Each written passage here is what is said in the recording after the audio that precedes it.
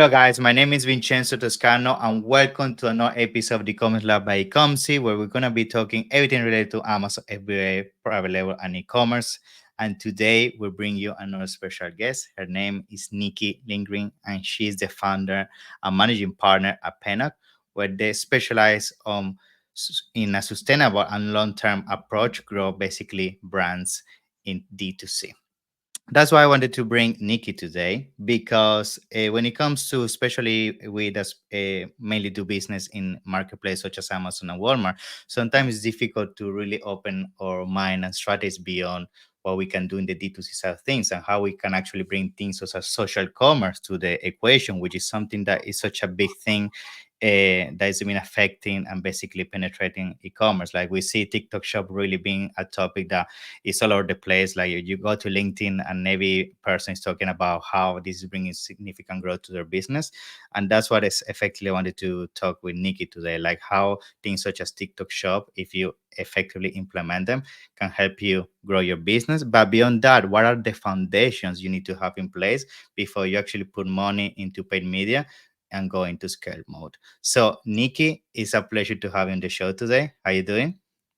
Great. And so thank you so much for having me here. Pleasure. Thank you so much for coming to the show. For me, this is such an interesting topic.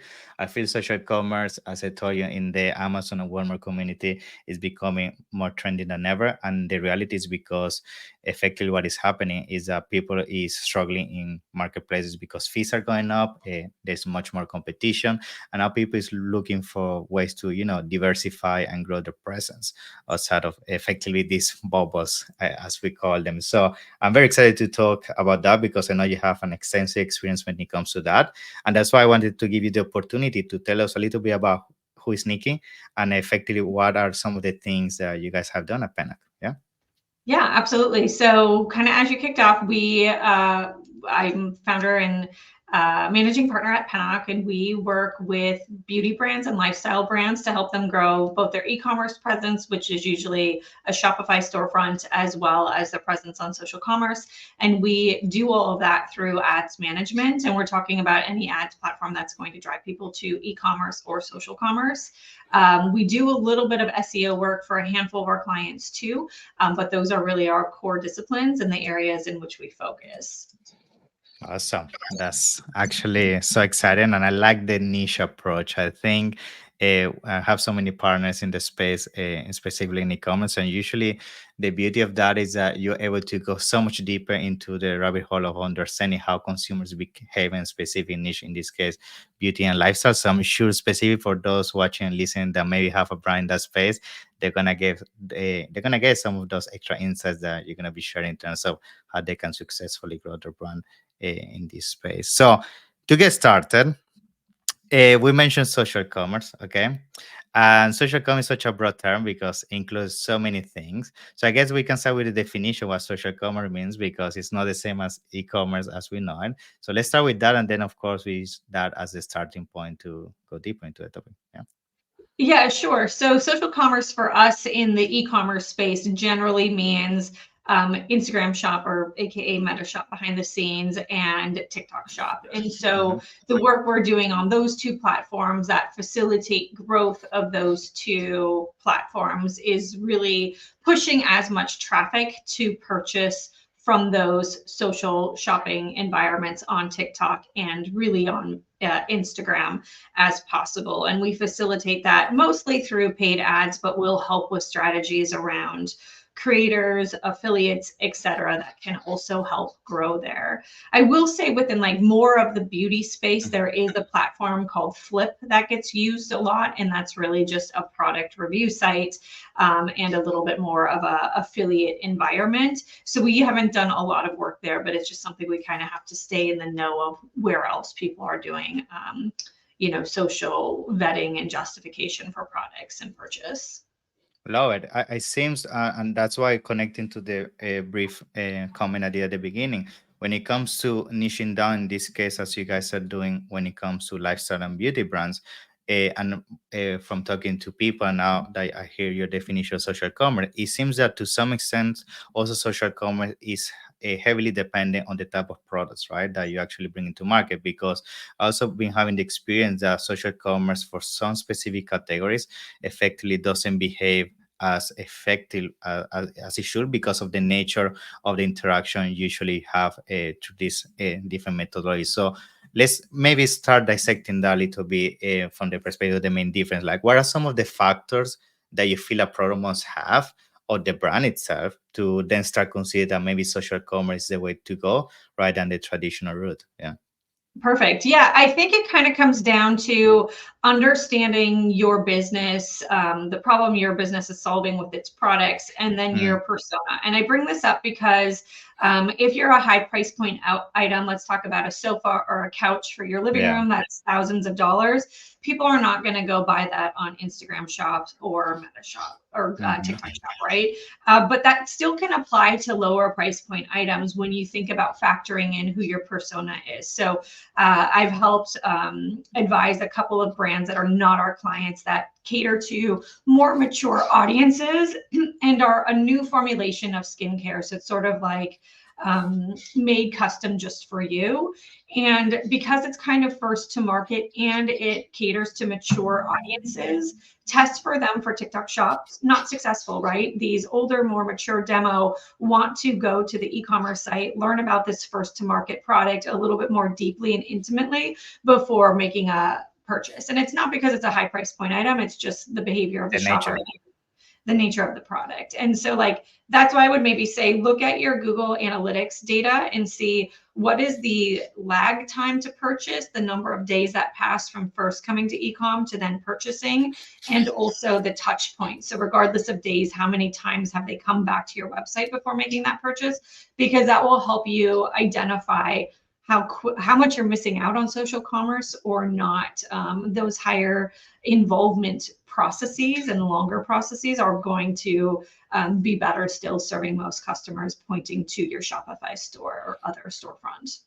Yeah, that's key. Defining avatar.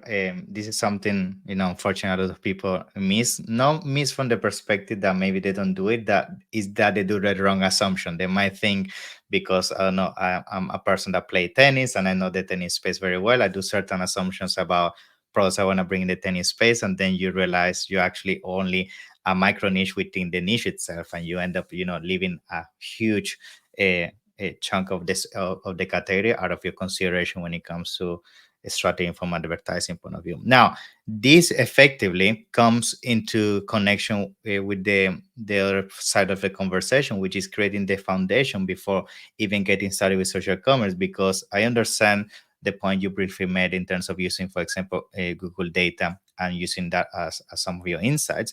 But sometimes people, when getting started, they might not have even that, because they might not run any kind of traffic in the first place.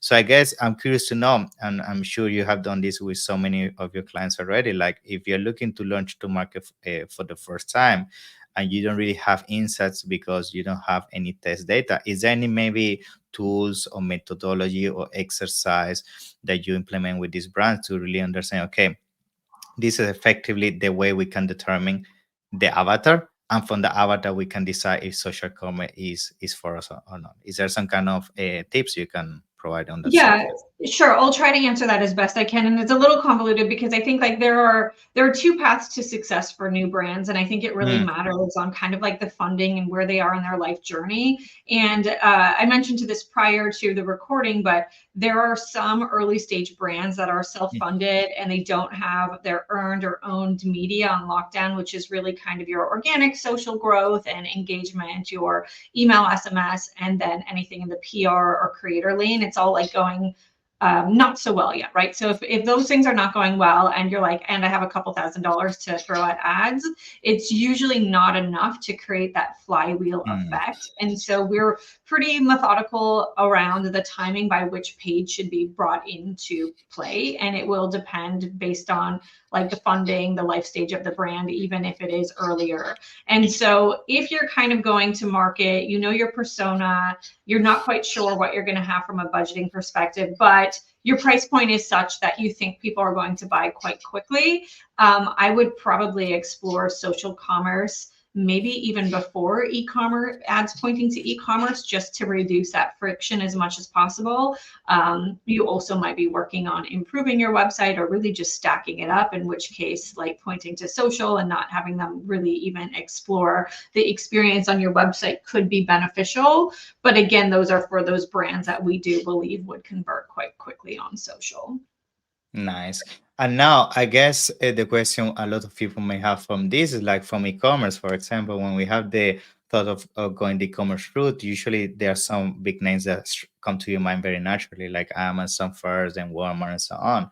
I guess my question would be in the social commerce side of things, because then we have Meta, we have TikTok as one of the main players. Is there any of these specific companies I just mentioned that you would say is usually the one that can in 2024 give you the highest chance of success given the traffic that they currently bringing to the table or the level of engagement? Because I'm sure, like as people say in the commerce side of things, that Amazon's usually the fastest way to get those initial sales because of the market penetration they got. I'm sure maybe in social commerce you have some insights about what is the best platform to get started at first, right? Yeah, yeah. So obviously every brand we work with is doing its work to get into or better placement on Amazon ASAP, since that is like the market dominator right now. And I'm excited to see Walmart coming a little bit more front and center Mhm. and really giving them a run for their money.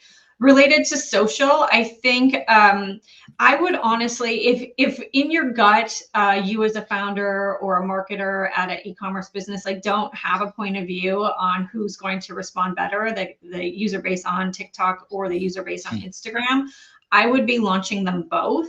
They do have different strategies by ways of like what types of content is going to engage the person to even cross the fence and make the purchase. But if you really don't know where success is going to be most likely, they're not that complicated to set up. It's going to take a couple hours per platform. I would say that that would be a worthwhile exercise, is getting live on both Instagram and TikTok and seeing which one wins. We've had surprises, like we've had brands that we believed Mhm. were so Gen Z and Gen Alpha and native to TikTok, and then ads in Meta shop do better. So I think it's a try, like there, that would be a worthwhile A/B test, I guess, is my take on it. Cool.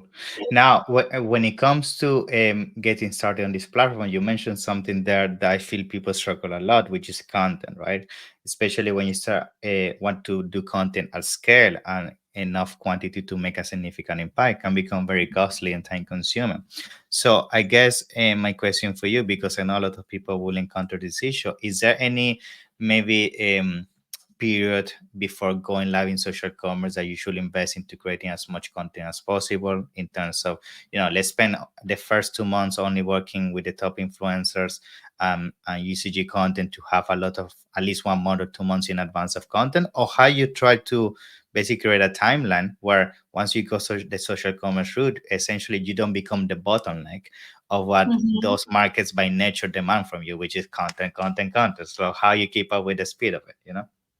Yeah, I mean, I would reduce as much friction as possible. So I think like if the goal is to get TikTok Shop lives and test whether or not it's a plausible long-term place to be, don't put so many time blockages in front of you. So by that I mean work with a couple creators right now, get a couple affiliates set up, get a couple posts a week minimum in the calendar of things you're capable of doing, and then throw Spark ads at everything. If you Mhm. have the budget to Spark, even $20 a day is the minimum. $50 a day is more likely. Like if you have the budget to do that, there's no reason to wait.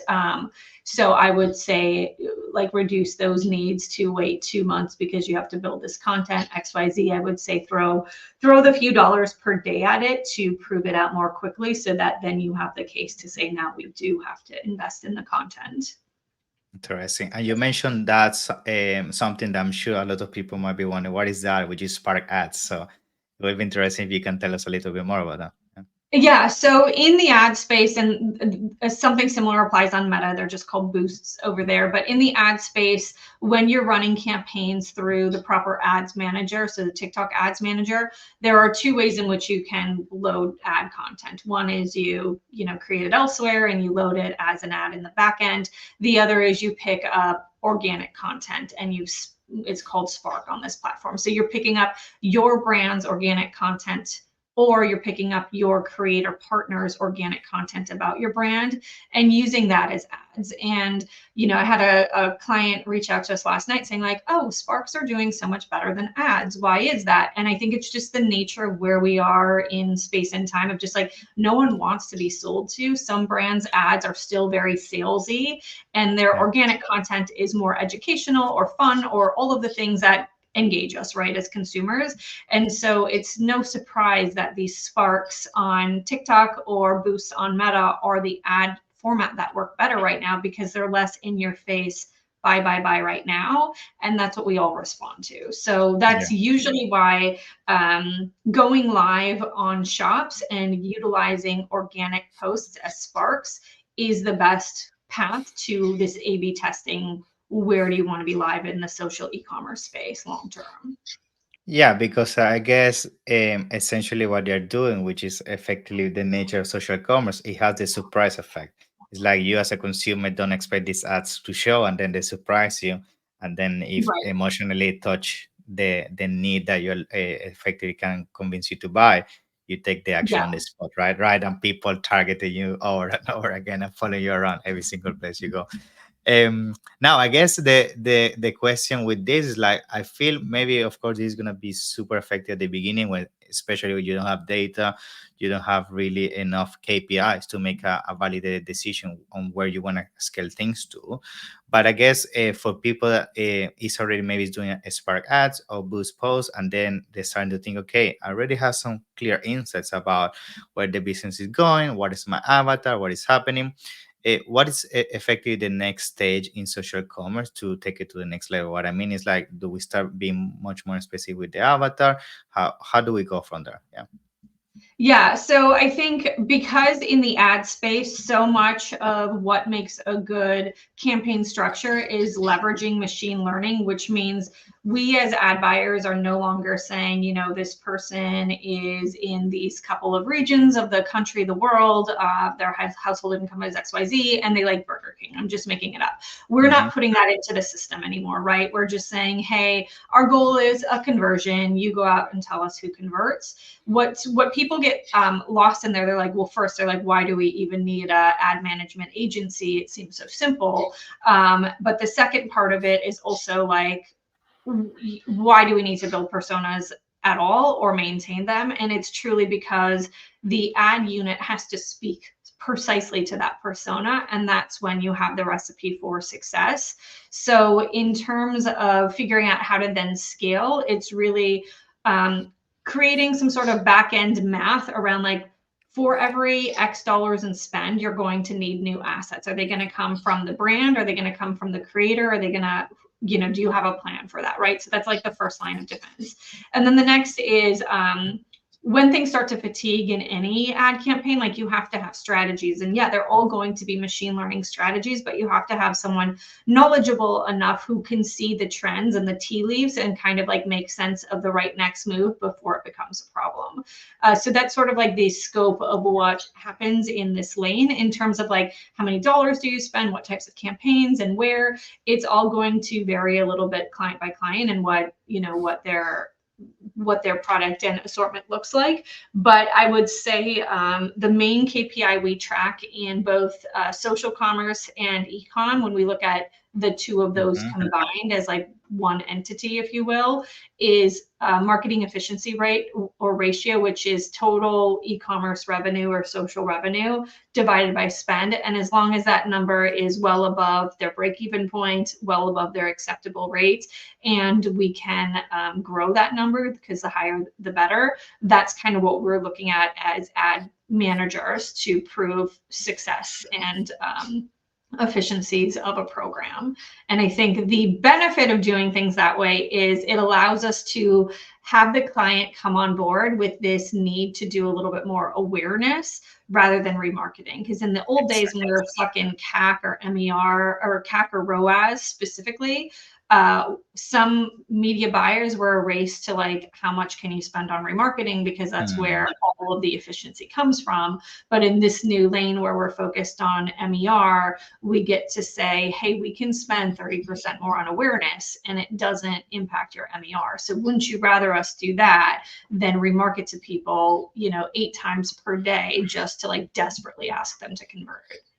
Yeah, and I think the beauty of also spending awareness on an efficient with an efficient approach is that compared to the methodology of only retargeting, effectively you can increase the scope of the potential extra consumers that can discover your brand and become loyal fans. Because the only thing you do is retarget, and eventually that bubble is going to get smaller, smaller, smaller until eventually there's no more effect in terms of what the ads can do. So it's super important to keep increasing the scope. Now with that, I feel a lot of questions sometimes I hear from e-commerce sellers is I say whenever it comes to social commerce, given that there's so many platforms, sometimes it can be tough to quantify the 360 approach. Essentially what I mean is, like, let's say you're across all these markets, and then it start to become really a maze in terms of, okay, what if the person some in Facebook, then there's some in Instagram, then there's some in TikTok, and then eventually they convert it in Pinterest, right?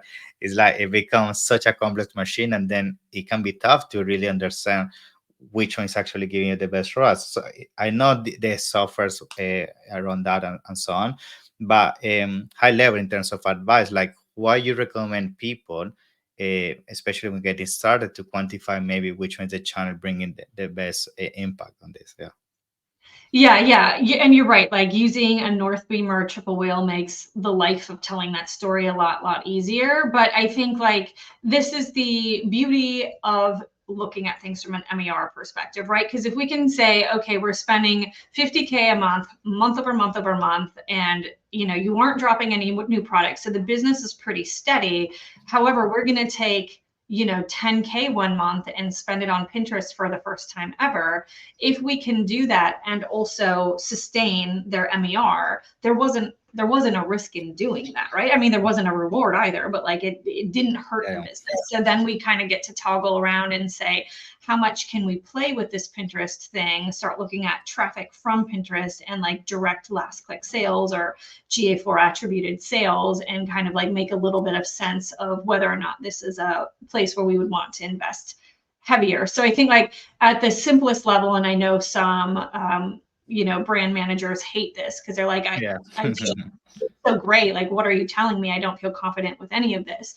So I think it's sort of like first finding a way to get confidence in the strategy and then alignment on it. And we're like, there's never an instance where a client's like, stop telling me about ROAS. I don't care. Like, only tell me MER. Like, they absolutely want to know CAC or ROAS all the time.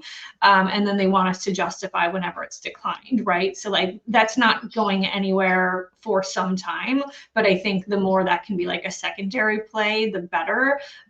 We've got a client right now who top line is on fire. They're up like 150% year over year, but ROAS is declining. So like, we are in that situation in real time, and we're like, okay, well, if you want to focus on ROAS, we can flip our script and do way more remarketing, but like your top line.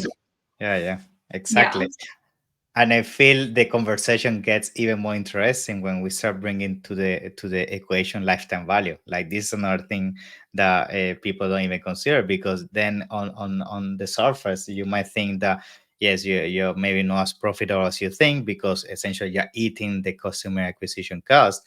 But then what people don't factor in is that, okay, you're having that expense once, but then that client keeps going back 10, 20, 30 times. And that's something that on paper, on the ads, that's not going to be reflected, but that's essentially pure profit that's coming organically, Right. Yeah. And that's like a part of that beginning strategy of like how we talk to clients that we're thinking about bringing on is not only is it earned and owned versus paid, and how do you stack up where your traffic comes from, how your sales are looking, but then like what do you have from a lifetime value perspective? Because those early stage brands, they're so new, they don't know what lifetime looks like yet. And if they're a couple years old, maybe they've got some data, but like, we don't know if they have a leaky bucket or if they really have a product that everyone and their mom wants. And so I think that's the challenge with the early stage brands, is like doing projections properly in that regard. Cool.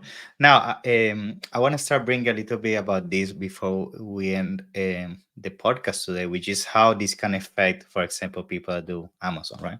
Because I strongly believe social commerce, if done correctly, you're definitely going to see an impact on your Amazon store. Because by nature, and I do this all the time, I might see an ad on TikTok, I might see an ad on Instagram or Facebook, and then I go to Amazon and shop it, right? Because I just trust Amazon more. They have all my information, I have prime delivery, and so on. So, from your experience of working with the brands that they have also an Amazon presence, how do you see social commerce playing now? Basically, an impact into the e-commerce growth. Yeah. Yeah, I mean, to your point made earlier, like this is all becoming so gray and cloudy, right? Because I Mhm. do think there's validity in what you're saying, and like a triple whale will give you some of the omni-channel attribution and details and in customer journey. So I think the more sophisticated and affordable some of these tools are to provide insights to clients, the more, and brand owners, like the more comfortable they're going to be. Is social commerce going to take away from Amazon? Yeah, in some cases. Is it going to strengthen them? Yeah, because people like you are going to want to go buy on Amazon. It's trusted, the reviews there are honest, etc. So I think like as long as like we go back to that MER, whether e-commerce or omni-channel, as long as we're in a place of great profitability for the brand, I'm in support of like continuing to diversify and like make the process and the insights like even more gray in service of like knowing that the business is in a healthy spot.